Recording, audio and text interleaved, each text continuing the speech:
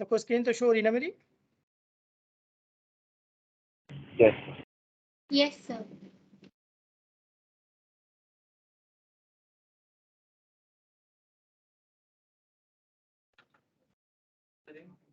Potential energy in external electric field.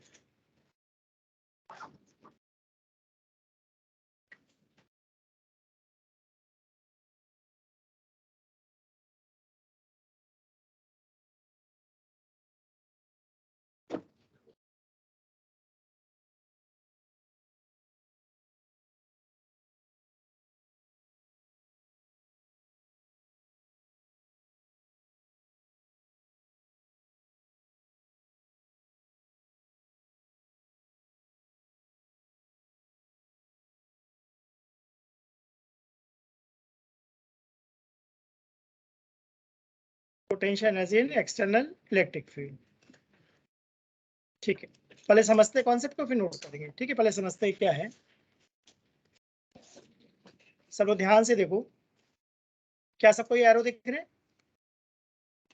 ठीक है ना? इस एरो को मतलब मैं क्या शो करना चाहता हूँ? Electric field. ठीक है ना? कांस्टेंट या वेरिएबल कुछ भी हो, इलेक्ट्रिक फील्ड है। क्या सबको पॉइंट ए दिख रहे हैं? तो क्या हमने ऐसा कुछ पढ़ा है, electric field move from higher potential to lower potential? पढ़ा है? इसका मतलब मैं बोलना चाह रहा हूँ, अगर कहीं पे इलेक्ट्रिक फील्ड है तो क्या वहां पे पोटेंशियल हो सकता है? पोटेंशियल जैसे पॉइंट ए, तो पॉइंट ए पे कितना पोटेंशियल है? V1। अगर दो पॉइंट कह रहे हो तब मैं पोटेंशियल डिफरेंस वर्ड यूज करूंगा। पॉइंट ए पर मैं क्या वर्ड यूज करूंगा? पोटेंशियल। तो ए का पोटेंशियल कितना है? मैंने अज्यूम कर लिया V1। ठीक है, सुनना ध्यान से, कॉन्सेप्ट है, ऐसे न्यूमेरिकल आएगा एग्जाम में। क्या सबको इनफिनिट दिख रहा है? क्या सबको इनफिनिट दिख रहा है? Thank you. ठीक है, इनफिनिट पे चार्ज Q1 है। मैं चाहता हूँ ये चार्ज इनफिनिट से कहाँ पहुंच जाए? पॉइंट ए पर। तो अपने आप पहुंचेगा या हमें लाना पड़ेगा? हमें वर्क करना पड़ेगा। वेरी गुड, यही वर्ड यूज करना चाह रहा हूँ। We have to do work to move a charge Q1 from infinite to A against electric field. ध्यान दिया? तो मैं लिखता हूँ, तुम लोग बताना ठीक है या नहीं। Work done to move Q1 from infinite to A against electric field. कोई बता सकता है ये वर्क डन कितना होगा? मुझे लगता है वर्क डन होगा Q1 V1। क्या ऐसा कोई फॉर्मूला मैंने पढ़ा है? W equal to Q V final minus V initial. याद करो, क्या तुम लोगों ने ऐसा कोई फॉर्मूला पढ़ा है? Work is Q V final minus V initial. Finally charge कहाँ पर है? ए पर। इनिशियली चार्ज कहाँ था?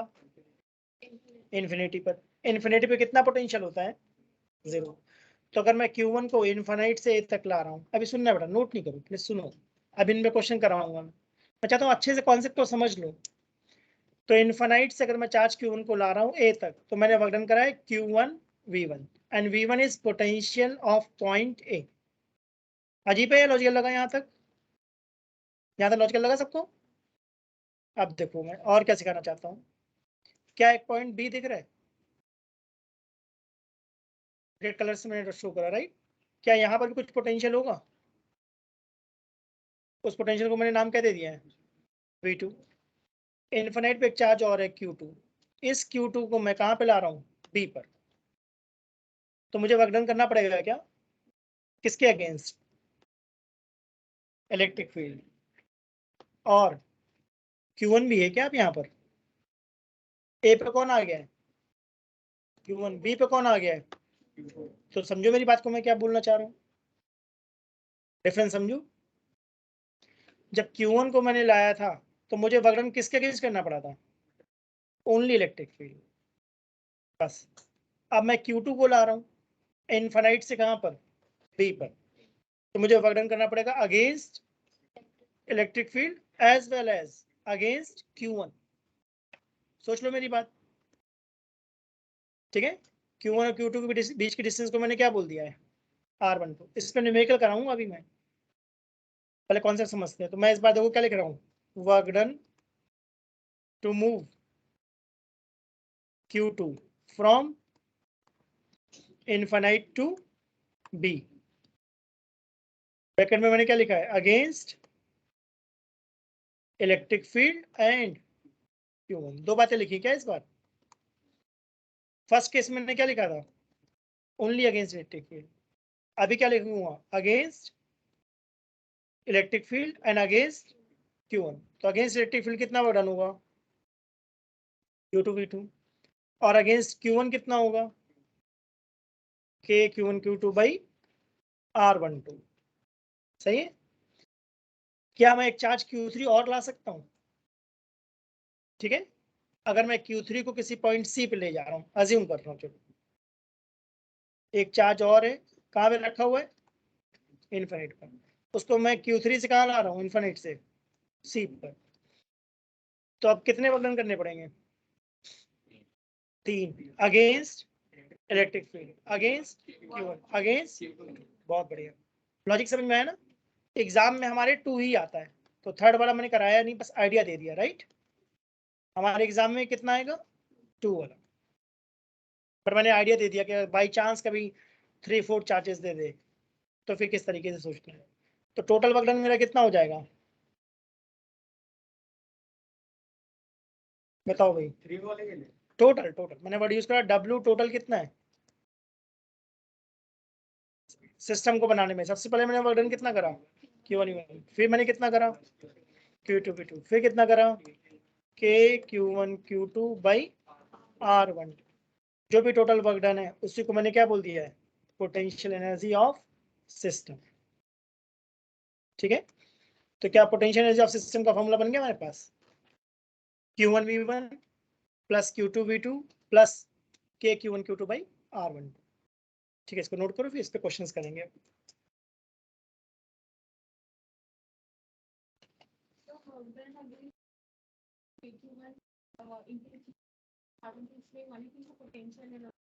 हाँ बिल्कुल सही।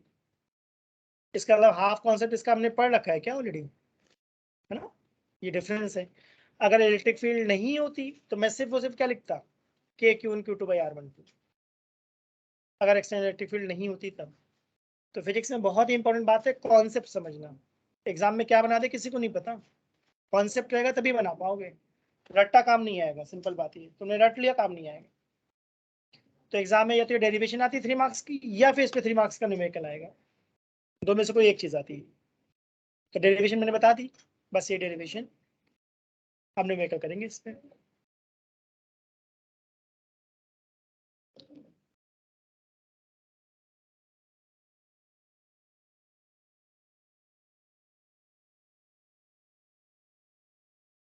तो मैं कहता हूँ स्टार्टिंग के 2 मंथ्स अगर तुमने ठीक से पढ़ाई करी है तो बाकी सारे कॉन्सेप्ट अपने आप चलते हैं, अपने आप बनते जाते हैं। तो स्टार्टिंग का टाइम इंपॉर्टेंट है। हाँ मैं बताता हूँ।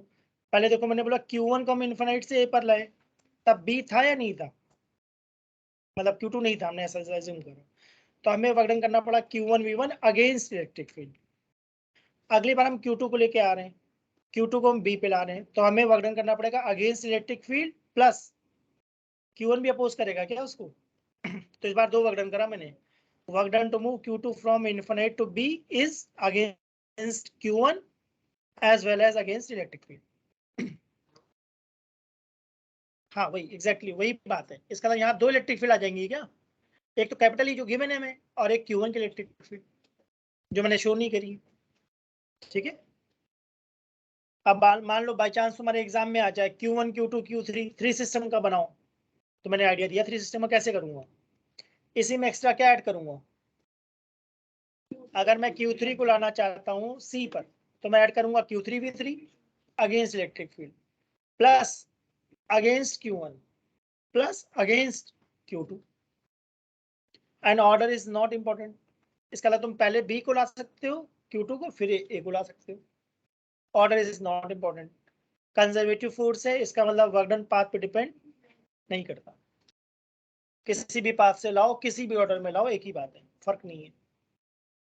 ठीक है, मैं इससे क्वेश्चन करके दिखाता हूँ, समझ में आएगा तुम्हें भी। तो अगर इस पे बेस न्यूमेरिकल आता है तो उसको इजी मानते हैं या डिफिकल्ट मानते हैं, डिफिकल्ट, क्योंकि टॉपिक ही नहीं पढ़ाया जाता, ये टॉपिक ही नहीं पढ़ाते ये। सबको पोटेंशियल एनर्जी का फॉर्मूला क्या पता होता है, के Q1 Q2 बाई R12। इसमें तो फंस जाओगे।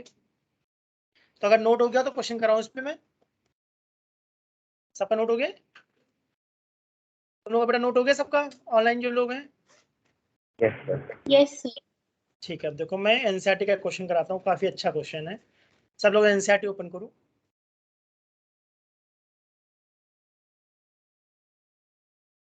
आपने टेक्स्ट बुक को अच्छे से सॉल्व करो, एक एक क्वेश्चन बनाओ, जहाँ डाउट है मुझसे डाउट पूछो।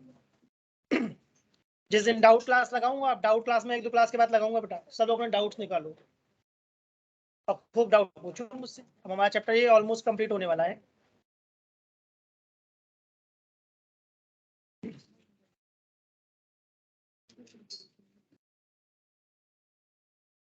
ठीक है, तो मुझे क्वेश्चन नंबर दिख गया है, एग्जाम्पल 2.5। तो मेरे हिसाब से बहुत अच्छा क्वेश्चन है ये, एग्जाम्पल 2.5, पेज नंबर 65। तो फर्स्ट पार्ट को मैं लेवल दूंगा इजी, सब वो रीड करो। Determine the electrostatic potential energy of system consisting of two charges 7 microcoulomb and -2 microcoulomb with no external field। Notice करा, फील्ड नहीं है, प्लेस्ड एट -9 एंड +9 सेंटीमीटर। अगर फील्ड नहीं है तो मेरे दिमाग में पोटेंशियल एनर्जी का कौन सा फॉर्मूला आ रहा है, के Q1 Q2 बाई R12 कह दूं? तो क्वेश्चन में आराम से रीड करके बताओ, और R12 कितना बता सकता है कोई? एक चार्ज हमारा कहाँ रखा है, -9 पर, एक चार्ज कहाँ रखा है, +9 पर। तो मुझे लगता है डिस्टेंस कितनी होनी चाहिए, 18 सेंटीमीटर है क्या, 10⁻² पर। क्या Q1 Q2 मालूम है? चार्ज का साइन लेते हैं पोटेंशियल और पोटेंशियल एनर्जी में, राइट? तो ट्राई करो, जल्दी से लगाओ फॉर्मूला, आंसर बताओ मुझे। के Q1 Q2 by R12, easy question है, एग्जाम में ऐसे क्वेश्चन आते हैं।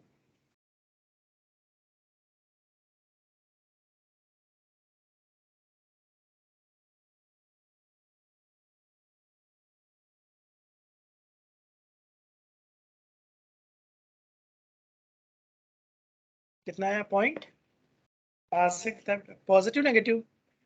नेगेटिव, तो मुझे लगता है -0.7 से बना सकता है, करके देख लो। और यूनिट भी लिखना है, जूल, जूल।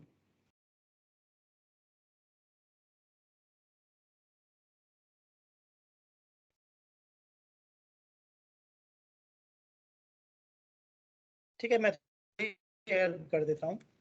क्या मैंने फॉर्मूला तुम लोग एक्सप्लेन कर दिया? एग्जाम्पल हमारा था 2.5, एनसीईआरटी एग्जाम्पल 2.5। सभी लोग ट्राई करो, के Q1 Q2 by R12, right? के की वैल्यू होती है 9 × 10⁻⁹ 9, ये के हमारा कांस्टेंट है, राइट? Q1 हमारा पहला चार्ज था कितना, 7 माइक्रो, माइक्रो का मतलब मुझे क्या पता है, 10⁻⁻6।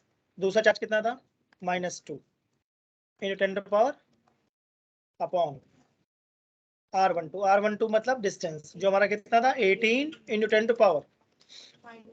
अब कितनी बढ़िया कैलकुलेशन नहीं है, देखो देखा सबको, 18 से 18 समझ में आया? मैंने क्या करा, 9 2 से 18 और फिर 2 से 2 कर दिया। तो मुझे दिख रहा है ये -7 × 10⁻, 9 × 10⁻, -12 अपॉन 10⁻²।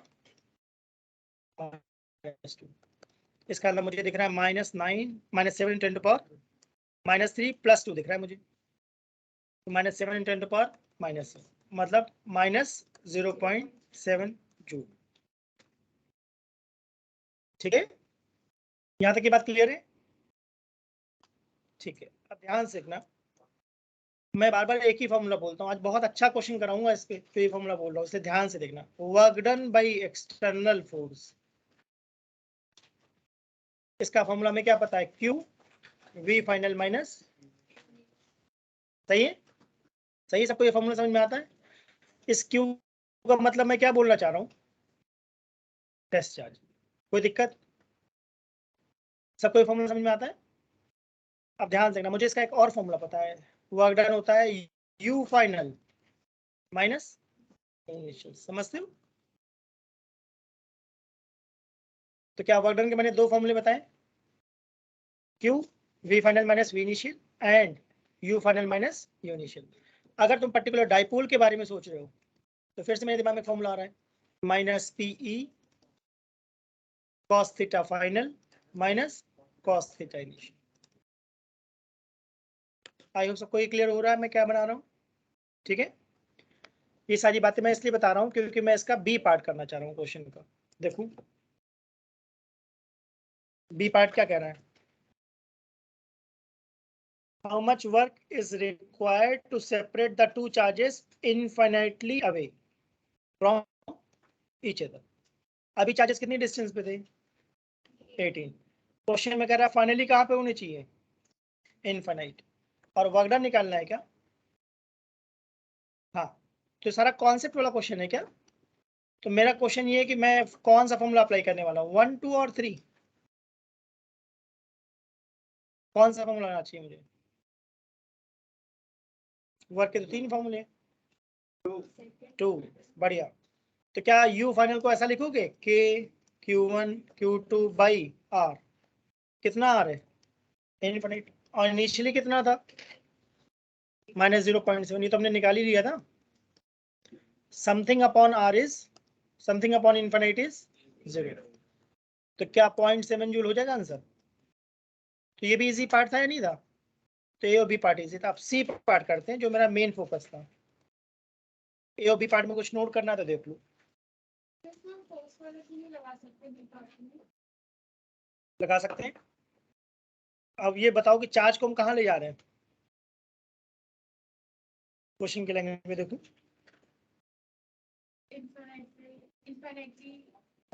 अवे। तो अगर इन्फिनेटली अवे ले जाओगे तो वी फाइनल क्या हो जाएगा? 0। तो फॉर्मूला क्या बन जाएगा? Q into minus V initial, और Q इंटू वी को तुम U कहते हैं, तो सेम ही चीज बन जाएगी क्या? की बात बोली? तो ए और बी पार्ट सब लोग अपनी बुक में देख लो, मेरे हिसाब से इजी था। इसका मतलब 1 मार्कर है क्या? A part 1 marker, B part 1 marker. इसका जो मेन पार्ट है उससे पहले मैं ये हेडिंग दिखाना चाह रहा हूँ। सबको स्क्रीन शो हो रही है ना?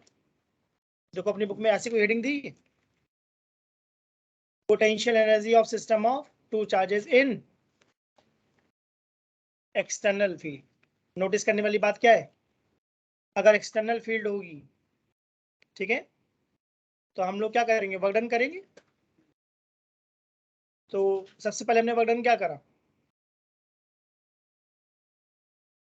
मैंने बोला था ऑर्डर इंपॉर्टेंट नहीं है, राइट? तो चाहे पहले Q1 को लाओ चाहे पहले Q2 को लाओ, कोई दिक्कत नहीं है। तो क्या ऐसा हमारा कुछ फॉर्मूला बना था? देखो, और मैंने कहा था जो भी टोटल वर्क डन है क्या उसी को पोटेंशियल एनर्जी कह सकते हैं?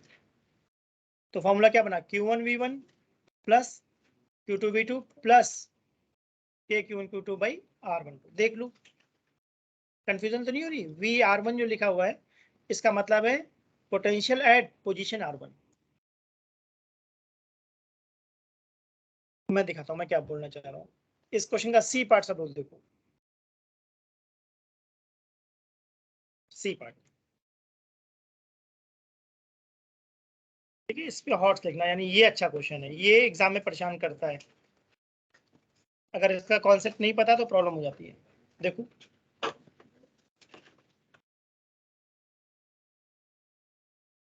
पहले इलेक्ट्रिक फील्ड थी या नहीं थी? नहीं थी। अब क्या कह रहा है क्वेश्चन में? Suppose that same system of charges is now placed in an external electric field equal to A by R square, where A is this. What would be electrostatic energy of configuration B? इसका मतलब अब जो हमें potential energy निकालना है वो external electric field के absence में निकालना है या प्रेजेंस में निकालना है? और ये पार्ट में देखो क्या लिखा था, तो डिफरेंस समझ में आया ना क्या मैं समझाना चाह रहा हूँ? एब्सेंस मतलब इजी, सीधा K Q1 Q2 by R12, that's it. But अगर प्रेजेंस आ गया तो क्या क्वेश्चन में पोटेंशियल दिया है? देखो ध्यान से, ये इलेक्ट्रिक फील्ड दी है, समझ पा रहे हो? तो इस क्वेश्चन में प्रॉब्लम ये आनी चाहिए कि भाई मुझे चाहिए क्या चीज, पोटेंशियल, और क्वेश्चन में क्या गिवन है, इलेक्ट्रिक फील्ड। कोई ऐसा फॉर्मूला सोचो जिससे कि हम पोटेंशियल निकाल सकते हैं।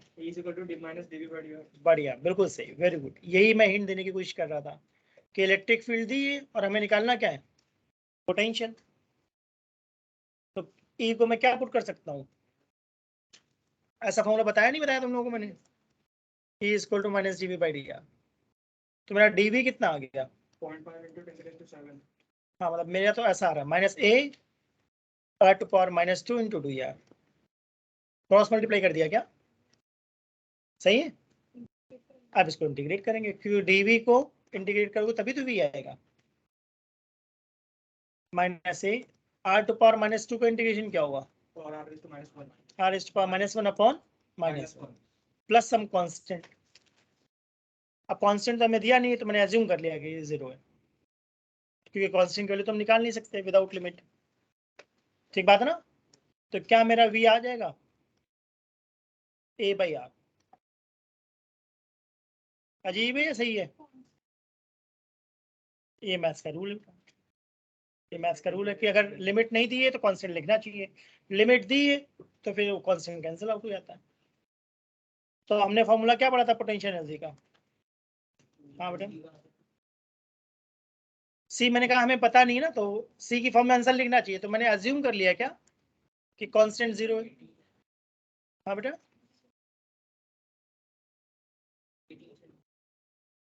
18 सेंटीमीटर तो आर है ना बेटा, डिस्टेंस। मैं बताता हूँ, क्या ये फॉर्मूला समझ में आता है, Q1V1 प्लस Q2V2 प्लस के Q1 Q2 बाई R1। पहले ये बताओ ये फॉर्मूला तुम्हें थोड़ा समझ में आया, 10-20%। अब मैं बहुत अच्छे से ये एक्सप्लेन करना चाहता हूँ कि ये फॉर्मूले में अगर पोटेंशियल गिवन है तो कोई दिक्कत नहीं है ना।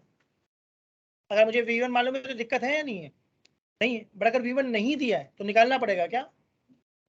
तो मैंने बोला क्वेश्चन में क्या गिवन थी, इलेक्ट्रिक फील्ड। तो क्या मैंने इलेक्ट्रिक फील्ड से पोटेंशियल का फॉर्मूला बनाया, कितना आया, ए बाई आर। तो मैं लिखूंगा Q1 और V को क्या लिखूंगा, A by R, Q2 into A by R. क्या के Q1 Q2 बाई R12 निकाल लिया था हमने, पॉइंट से बनाया था, ठीक है ना। अब ध्यान से देखना, पहला चार्ज हमारा कितना था क्वेश्चन में, Q1 था हमारा कितना, देख के बताओ, 7 माइक्रो था शायद ना, हाँ 7 माइक्रो था, राइट। तो Q1 को मैं चाहता हूँ क्या पुट कर दो तुम लोग, 7 into 10 to power into A upon are.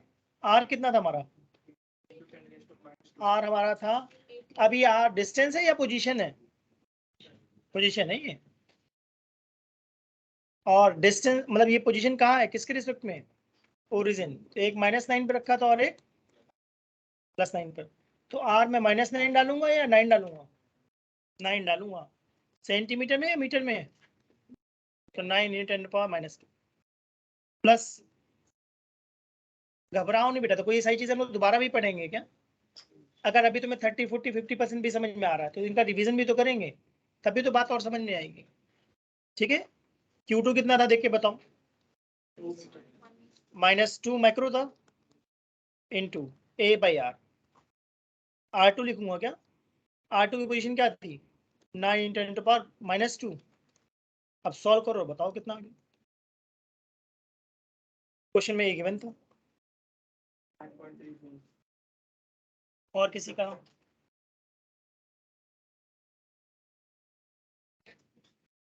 मैं तुम्हारी जगह होता तो मैं तो कॉमन ले लेता, Q का आंसर है 49. आ सकता है।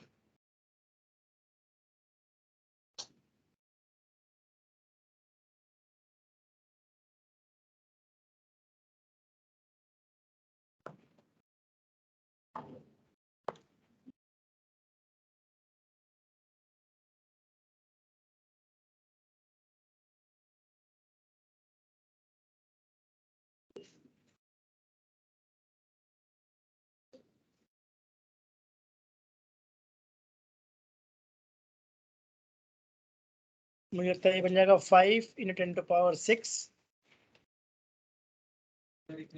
हाँ दिखा, 5 × 10⁻6 ए अपॉन 9 × 10⁻² -0.0, ऐसा कुछ बन जाना चाहिए। परफेक्ट है।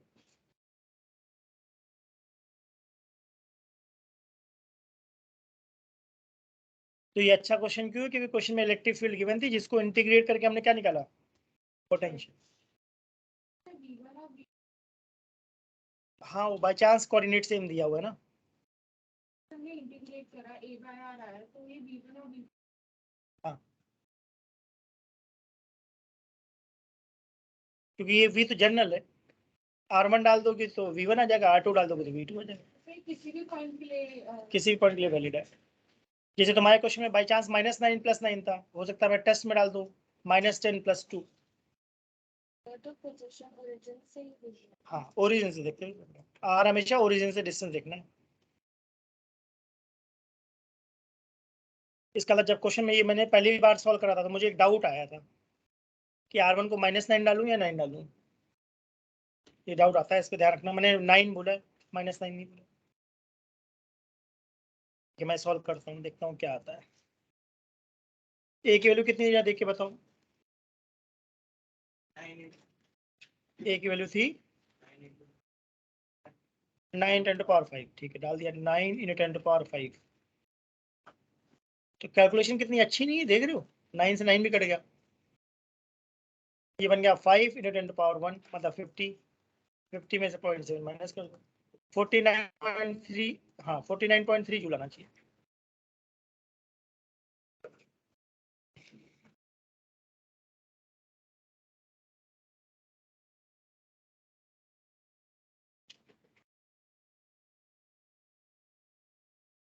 तो इस क्वेश्चन के थ्रू मैं तुम्हारे दिमाग में एक आइडिया डालना चाह रहा हूँ कि मुझे पोटेंशियल एनर्जी दो टाइप की पता है क्या? एक इलेक्ट्रिक फील्ड में और एक विदाउट इलेक्ट्रिक फील्ड में। अगर इलेक्ट्रिक फील्ड के साथ दो चार्जेस हैं तब मेरे दिमाग में आता है potential energy Q1 V1 plus Q2 V2 plus K Q1 Q2 by R12।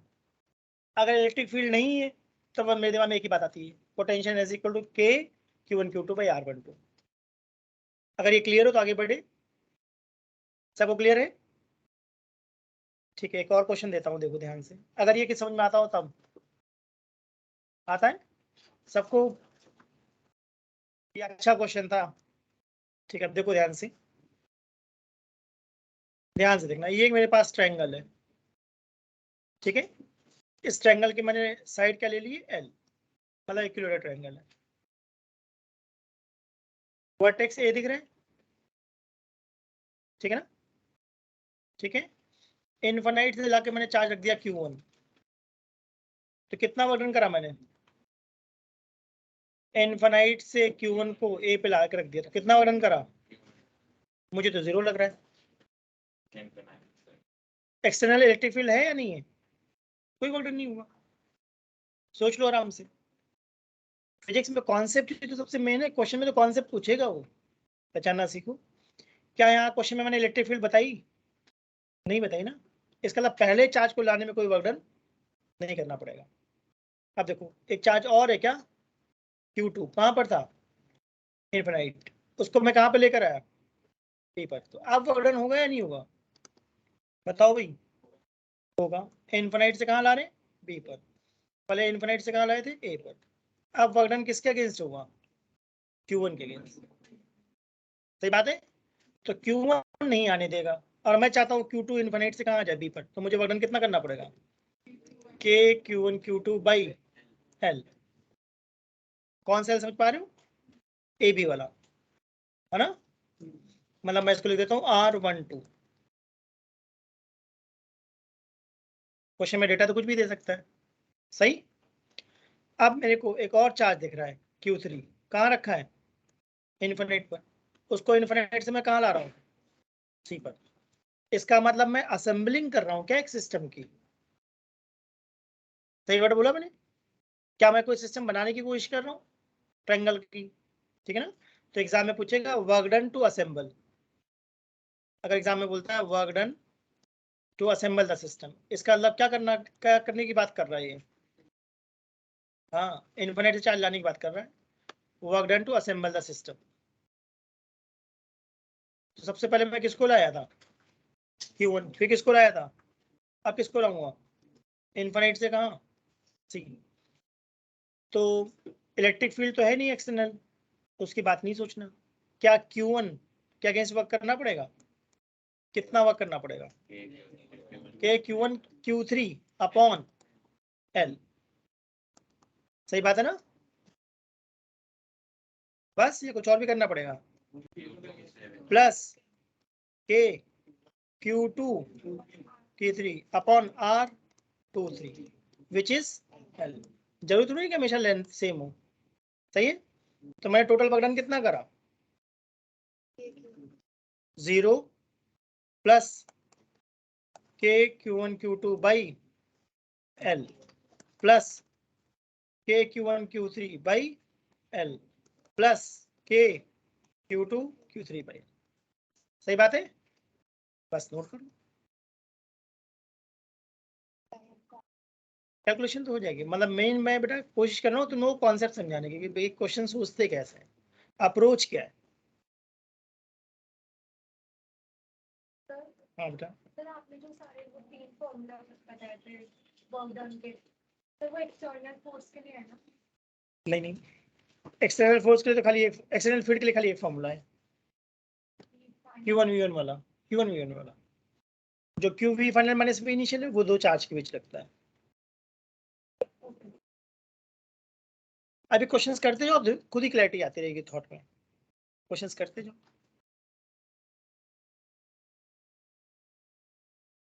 जैसे अभी जो मैंने प्रॉब्लम कराई ट्रायंगल वाली, इसमें एक्सटर्नल इलेक्ट्रिक फील्ड थी या नहीं थी? नहीं थी। तो वर्क डन का मैंने कौन सा फॉर्मूला लगाया? K Q Q2 by R।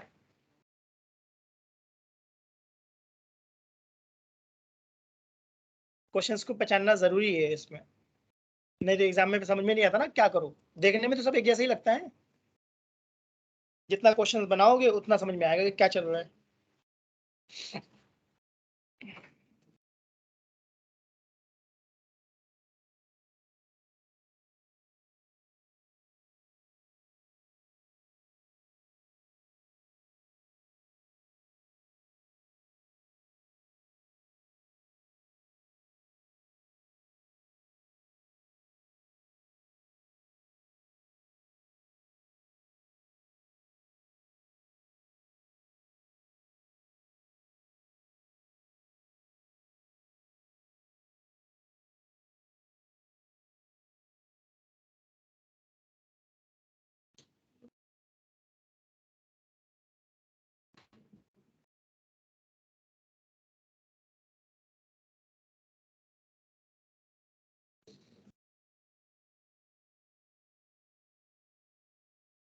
और फिजिक्स में कॉन्सेप्ट तो क्वेश्चंस के थ्रू ही बनते हैं बेटा। कितना क्वेश्चन करोगे थॉट क्लियर होता है कि अच्छा इस तरीके से लगाना है।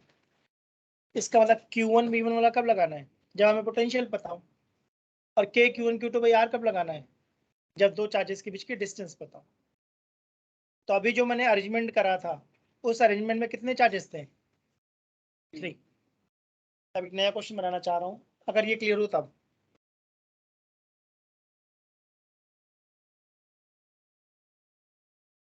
सबने नोट कर लिया है?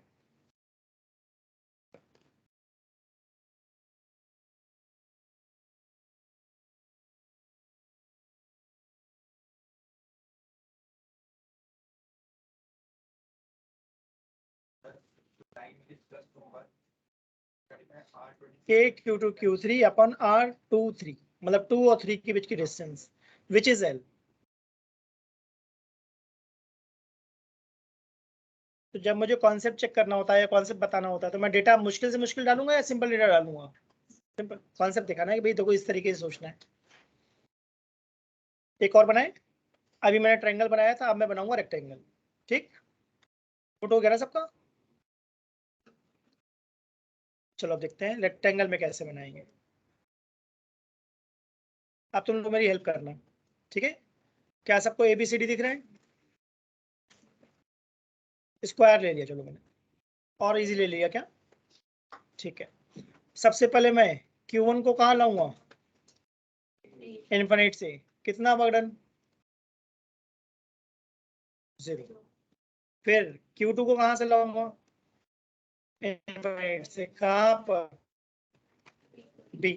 कितना वर्क डन? अब 0 या K Q1 Q2 by L। और यहाँ L मुझे AB दिख रहा है क्या? सोच लो आराम से, ठीक है ना? अब मैं इनफाइनाइट से किसको ला रहा हूँ, Q3 को। आंसर नहीं बोलना, पहले दिमाग में कुछ आइडिया आना चाहिए कि मैं क्या लिखने वाला हूँ। सोच लो सब लोग, ठीक है ना। मैं इनफाइनाइट से Q3 को C पे ला रहा हूँ, तो मैं लिखना चाहता हूँ K Q1 Q3 अपॉन,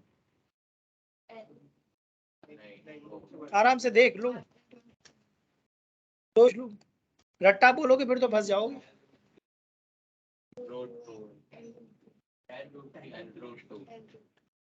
ये क्यूब है या स्क्वायर है,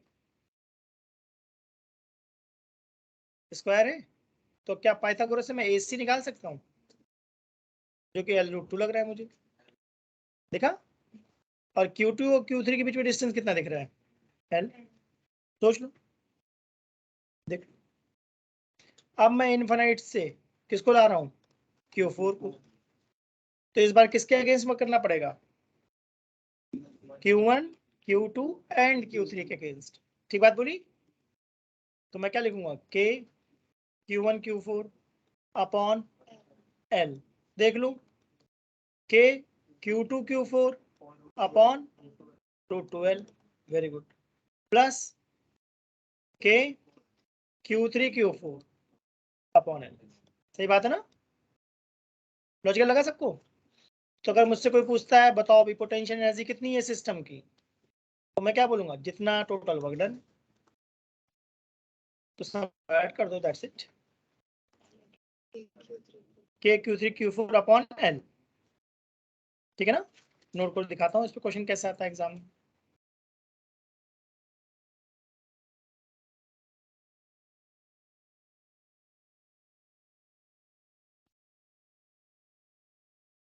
ये BD वाली बात समझ में आई थी। अगर तुम्हें बात समझ में आ रही है तो देखो, नया आइडिया अपने आप आता है क्या, L√2 लेना है या L√3 लेना है।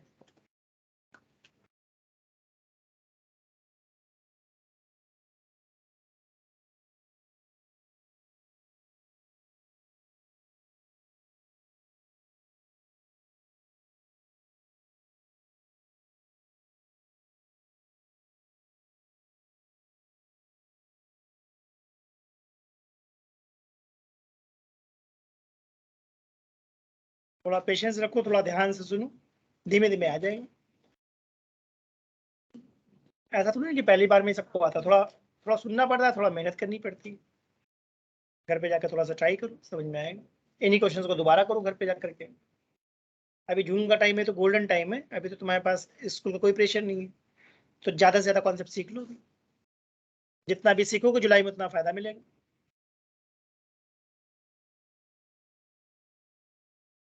और ऐसा तो नहीं कि रॉकेट साइंस चल रहा है, बहुत आराम से देखो मैं बता रहा हूँ, धीमे धीमे सुनते जाओगे क्या बोल रहे हैं। वर्क डन का सिर्फ एक ही फॉर्मूला है चार्ज के लिए, K Q1 Q2/R, बस वही लगाता जा रहा हूँ। तो सबसे पहले मैं Q1 को लाया तो कोई वर्क डन नहीं करना पड़ा, Q2 को Q1 के अगेंस्ट करना पड़ा, Q3 को Q1 एंड Q2 के अगेंस्ट करना पड़ा, Q4 को Q1 Q2 एंड Q3 के अगेंस्ट करना पड़ा। इसका मतलब मेरे दिमाग में तो ये आ रहा है, जो चार्ज जितना बाद में आएगा उसको उतना ज्यादा वर्क डन करना पड़ेगा, वो उतना मुश्किल से। वेरी गुड, यही वर्ड यूज करना चाह रहा हूँ।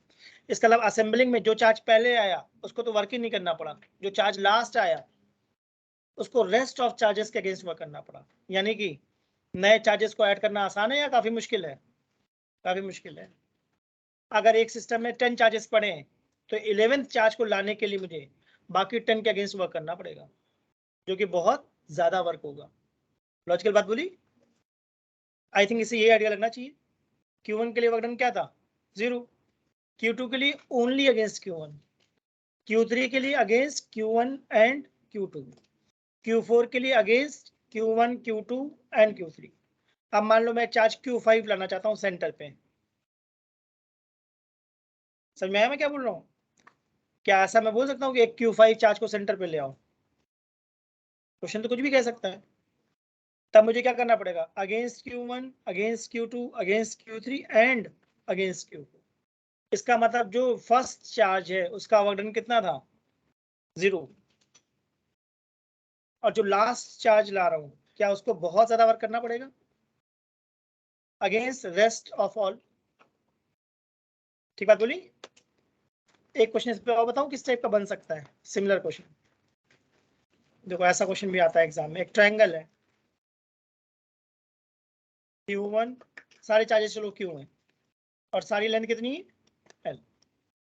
ठीक, एग्जाम में क्वेश्चन कैसे पूछते हैं इस पे वेरी इंपॉर्टेंट हमारा, ये बहुत आता है एग्जाम में। Work done 2 going to make work done to make triangle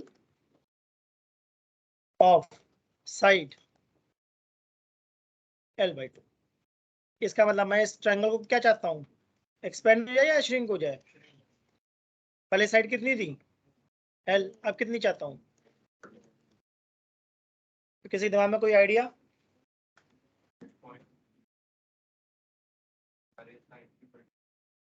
नहीं, पहले कौन सा फॉर्मूला दिमाग में आ रहा है ये बताओ।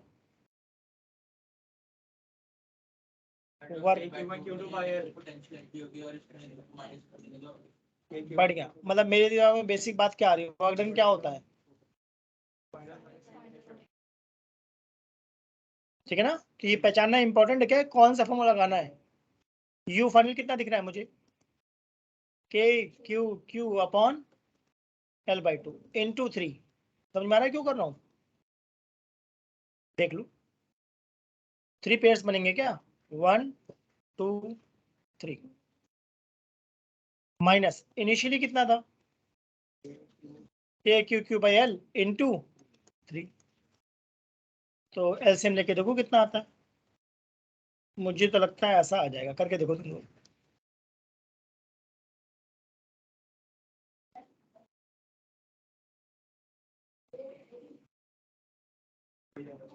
करके देख लो, मुझे तो ऐसा लग रहा है।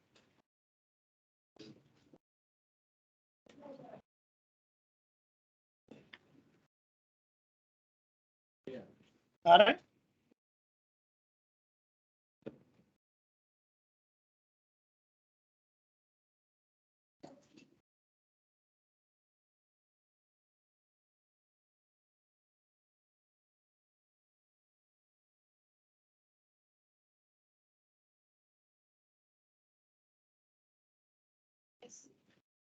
आई होप समझ में आ गया। ठीक है, तो एक और अच्छा क्वेश्चन करते हैं। उससे पहले बताओ तुम डाइपोल समझते हो। ठीक है, चलो मैं एक अच्छा क्वेश्चन करके दिखाता हूँ।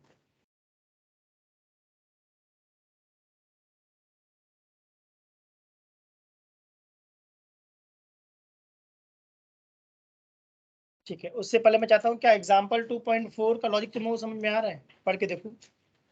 एग्जाम्पल 2.4 समझ में आ रहा है क्या कहना चाह रहा है।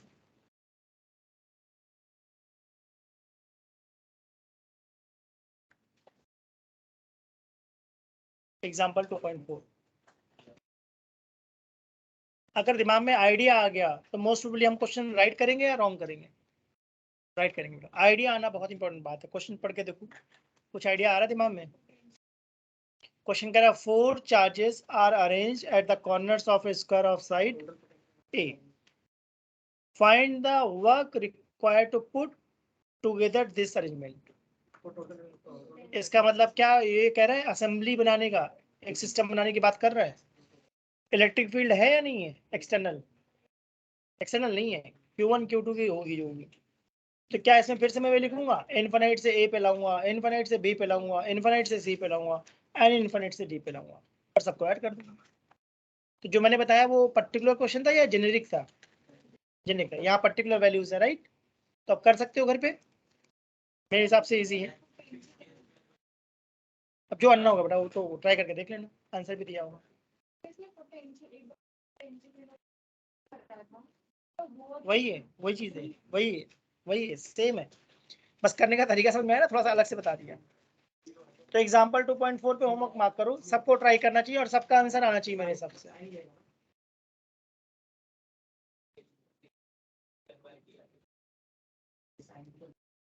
कोई बात नहीं, कर लेना। अच्छा डाउट है तुम्हें, करके दिखाऊं, कर दूं मैं, चलो देखते हैं। ठीक है मैं कर देता हूँ, मुझे बस चार्जेस बता दो कौन कौन से कहाँ रखे हुए हैं।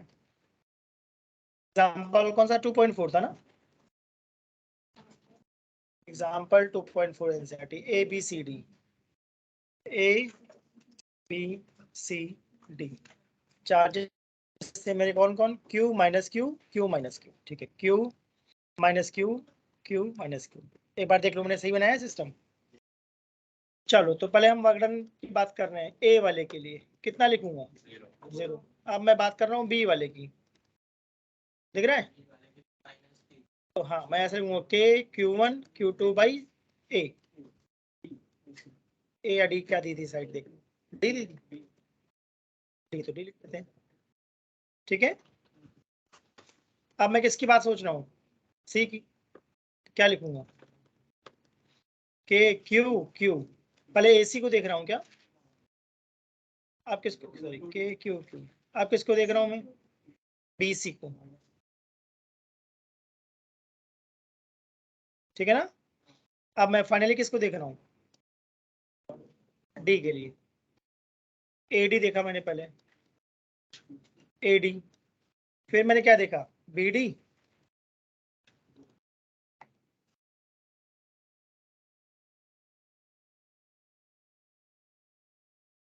उसके बाद मैं क्या देख रहा हूँ, डीसी।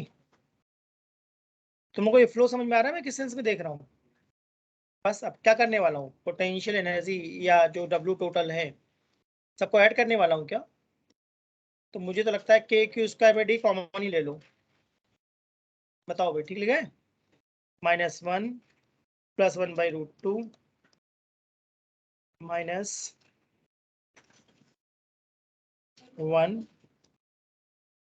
-1 + 1/√2 -1। देख लो भाई ये बना मेरा,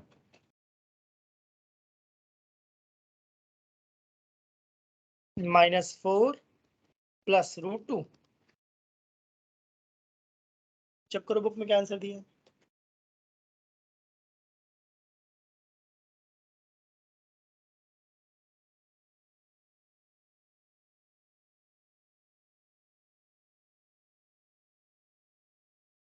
बुक में आंसर दिया है फर्स्ट पार्ट का, ये आंसर दिया है, देखो। तो हमारा आंसर और ये सेम है या डिफरेंट है, देख लो। ये आंसर बुक में दिया है, हमारा क्या है, बुक में माइनस कॉमन ले लिया है क्या।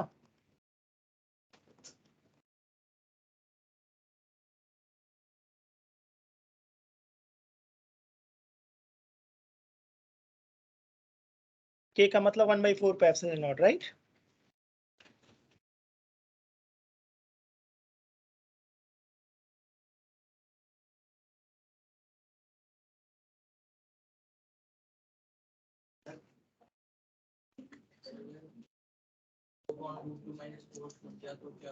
नहीं नहीं बिल्कुल ठीक है, कोई दिक्कत नहीं। मेन बात यहाँ मार्क्स कैलकुलेशन के हैं या लॉजिक के हैं, लॉजिक के हैं भाई। फाइनल आंसर के तो सिर्फ हाफ मार्क्स होते हैं। अगर ये क्वेश्चन 3 मार्क्स में आया तो फाइनल आंसर का तो सिर्फ हाफ मार्क्स है, बाकी तो स्टेप के मार्क्स हैं जो तुम लिख रहे हो। तो एग्जाम में ठीक से लिखना पड़ेगा स्टेटमेंट की फॉर्म में, right. Work done to move charge Q from infinite to A is 0। Work done to move charge -q from infinite to B is K Q - q by D, ऐसे लिखना पड़ेगा स्टेटमेंट की form में। देखो जैसे book में लिखा है, देखो लिखा होगा बुक में, देखो फर्स्ट पॉइंट क्या लिखा है, देखो लिखा है 0। देखो सेकंड पॉइंट लिखा है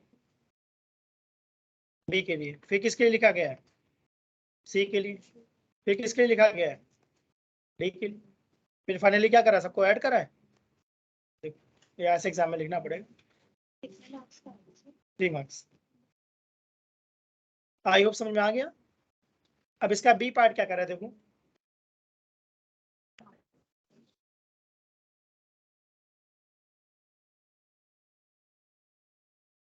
क्वेश्चन पढ़ो और बताओ क्यू नॉट कहाँ से आ रहा है, इन्फिनिटी से, बताया नहीं है देखो इन्होंने।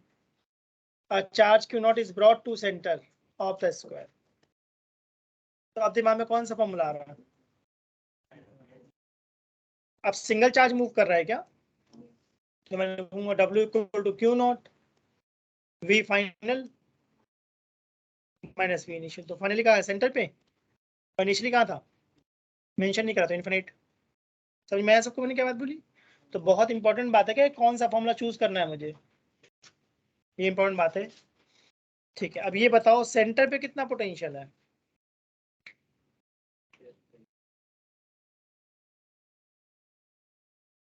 जीरो, बिल्कुल सही है, परफेक्ट। देखो सब लोग, अगर ये डिस्टेंस आर है तो क्या ए और बी का पोटेंशियल कैंसिल आउट हो जाएगा? देखो ध्यान से, के क्यू बाई आर, के क्यू बाई आर। क्या सी ओ डी का कट जाएगा? तो सेंटर पोटेंशियल कितना है और इन्फिनिट पे कितना था? इसका वर्क डन जीरो है, कोई वर्क डन नहीं करना पड़ेगा। पोटेंशियल एट सेंटर देखो मैंने कैसे निकाला, ए की वजह से क्या लिखूंगा? के क्यू बाई आर। बी की वजह से क्या लिखोगी? के माइनस क्यू बाई आर। सी की वजह से क्या लिखोगी? के क्यू बाई आर। ठीक बात कर रहा हूँ। डी की वजह से क्या लिखोगे? के माइनस क्यू बाई आर। अब देखो जो मैं कह रहा था, देखा?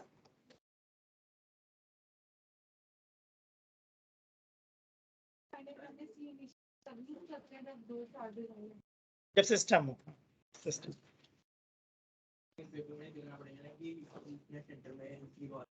हाँ पोटेंशियल दिखाना पड़ेगा, दिखाना पड़ेगा। मैं बार बार एक ही बात बोलता हूँ बेटा, मुझसे कॉन्सेप्ट सीखो, सोचते कैसे, अप्रोच सीखो। अप्रोच आके फिर तो सब आ ही जाएगा।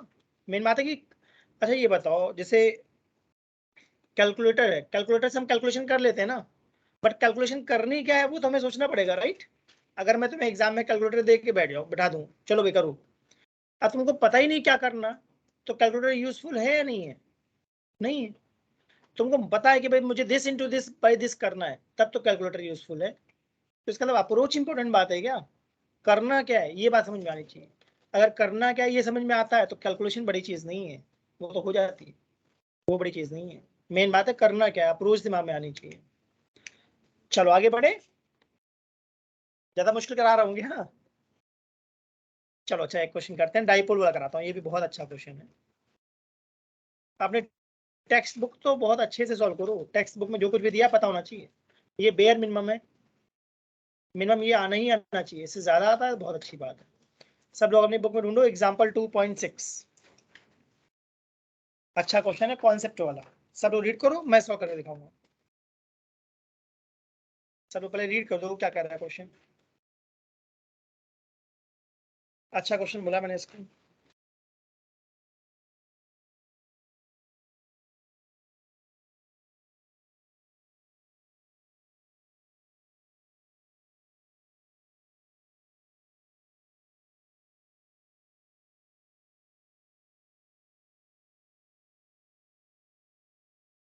रीड कर लो, एग्जाम में तो किसी को समझ में नहीं आएगा क्या बोल रहा है ये, फिजिक्स का पेपर तो ऐसे ही आता है, पढ़ो देखो।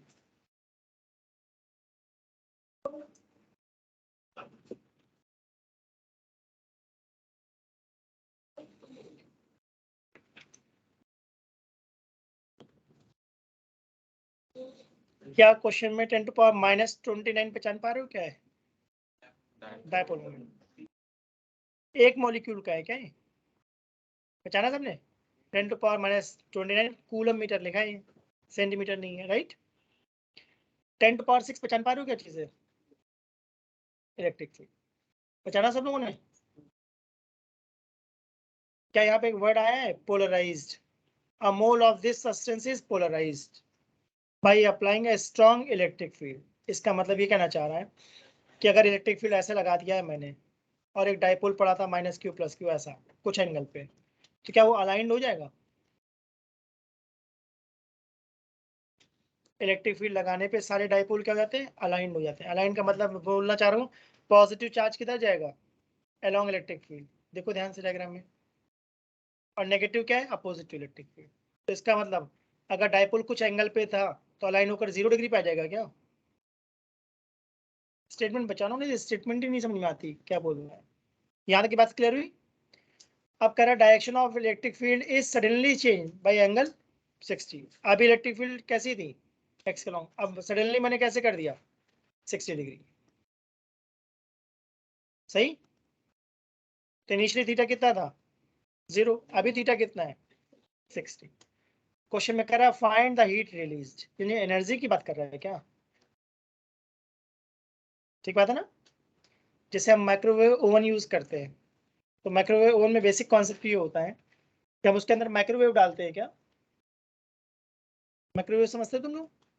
Radio wave, microwave, gamma rays, सुना कुछ ऐसा नाम? माइक्रोवेव ओवन नाम ही इसलिए पड़ा क्योंकि उसके अंदर हम क्या करते हैं, माइक्रोवेव डालते हैं। तो जो वेव्स होती हैं, जब वो वेव्स जाती हैं, तो माइक्रोवेव तभी काम करता है जब उसके अंदर रखा हुआ सब्सटेंस ड्राई हो या वेट हो। वेट हो, समझते हो? वेट पे ही काम करेगा। ड्राई राइस डाल दूंगा, काम करेगा नहीं करेगा? नहीं। वेट राइस डालूंगा तो बना देगा। इसके अलावा जब माइक्रोवेव वाटर मॉलिक्यूल के साथ इंटरेक्ट करती है, तो वो माइक्रोवेव क्या करती है, वाटर मॉलिक्यूल्स का वाइब्रेशन बढ़ा देती है। इसका मतलब रेजोनेंस कर देती है। रेजोनेंस का कुछ आइडिया है? 11th क्लास में ऐसा बताया होगा मैंने कि सोल्जर्स जब चलते हैं तो वो अगर मार्चिंग करेंगे किसी ब्रिज पे, ब्रिज कोलैप्स हो जाए, जब अर्थक्वेक चलती है, अर्थक्वेक आती है, तो क्या सेस्मिक वेव्स चलती है ग्राउंड पे? तो अगर वेव की फ्रिक्वेंसी बिल्डिंग की फ्रिक्वेंसी के इक्वल हो गई तो बिल्डिंग का वाइब्रेशन बढ़ जाएगा, मे कोलैप्स। तो माइक्रोवेव ने क्या करा, वाटर मॉलिक्यूल्स के अंदर क्या कर दिया, रेजोनेंस, मतलब वाइब्रेशन बढ़ा दिया। क्या जब वाटर मॉलिक्यूल्स वाइब्रेट करेंगे, फिर उसे हीट करेंगे, हीट करेंगे तो क्या होगा, हीट प्रोड्यूस होगी, एनर्जी लॉस होगी, यानी काइनेटिक एनर्जी कन्वर्ट हो जाएगी हीट में, जिससे कि माइक्रोवेव काम करता है। माइक्रोवेव ओवन का कॉन्सेप्ट समझ में आया कैसे चलता है? साइंस में कहता नहीं, सुनोगे तो तुम्हें बहुत कुछ दिखेगा साइंस चलती कैसे। तो यहाँ पर इलेक्ट्रिक फील्ड को सडनली फ्लिप कर दिया। क्या 0 डिग्री से कहाँ पर 60 डिग्री, बोला क्वेश्चन में? यहाँ तक की बात समझ में आई? क्या डाइपोल में मैंने कभी स्टेबिलिटी के बारे में बताया है कि अगर इलेक्ट्रिक फील्ड ऐसी है और डाइपोल को छोड़ दो तो डाइपोल रैंडम एंगल पे होगा या अलाइन करके अपने आप को 0 डिग्री बुला देगा टॉर्क की वजह से। तो हमने ऐसा माइनस पीई कॉस थीटा, तो इनिशियली थीटा कितना था मेरा, 0, सही ना? सडनली इलेक्ट्रिक फील्ड को हमने फ्लिप कर दिया है, कितने एंगल पे, 60, तो क्या final energy minus PE cos 60 हो जाएगी? सही। क्या हमसे क्वेश्चन में हीट की बात कर रहा है? हीट का मतलब मुझे क्या दिख रहा है, वर्क, मतलब क्या, you final minus you finally कितना है, माइनस पी बाई 2, इनिशियली कितना था, माइनस पी, तो 100 क्या पी ई बाई 2 आ जाएगा? क्या क्वेश्चन में इलेक्ट्रिक फील्ड गिवन थी? इलेक्ट्रिक फील्ड कितनी थी, 10⁶। अभी देखना ध्यान से, कहाँ मिस्टेक होने वाली है। डाइपोल मोमेंट कितना था, 10⁻⁻29 1 मॉलिक्यूल का था, और तुमने कितने मोल लिए थे, 1 मोल, तो कितने मॉलिक्यूल्स हैं, Na ध्यान दिया? तो यानी 10⁻⁻29 डालूंगा या एवोगैड्रो से मल्टीप्लाई करूंगा, देखा? ये पॉइंट है जो जहाँ पे एग्जाम में तुमसे क्या होगी गलती, 1 मोल पे ध्यान रखना है। क्या 10⁻23 29 और 6 कैंसिल आउट हो गए, तो क्या 3 जूल आ गया, दैट्स इट, आंसर चेक कर लो, 3 जूल होगा।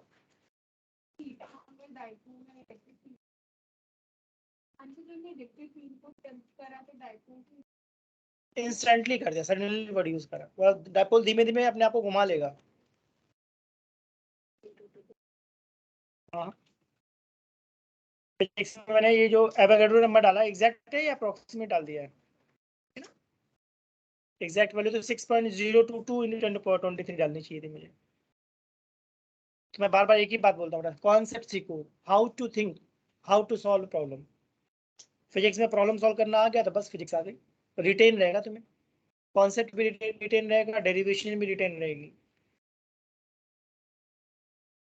तो ये काफी अच्छा क्वेश्चन था। यहाँ पे कैच क्या था, 1 मोल एवोगैड्रो से मल्टीप्लाई करना।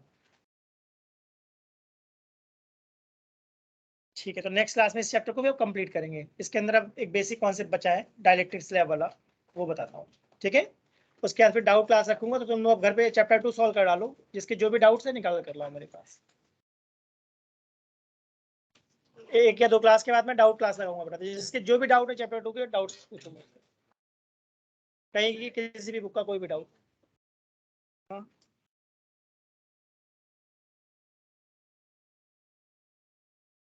एक मिनट।